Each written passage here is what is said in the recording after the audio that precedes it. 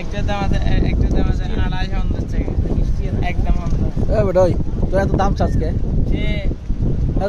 হ্যাঁ তোর চুরি করে রাখতেছি।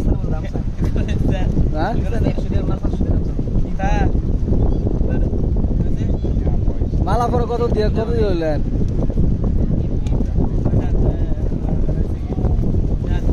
এই তোর বাড়ি করে তোর দুজনের বাড়ি কই? তোরা দুজনের বাড়ি কই? তোর বাড়ি কই? তোরা কত তুলি এনের তোর এলের দাম রাখলি বেশি আমরা থেকে।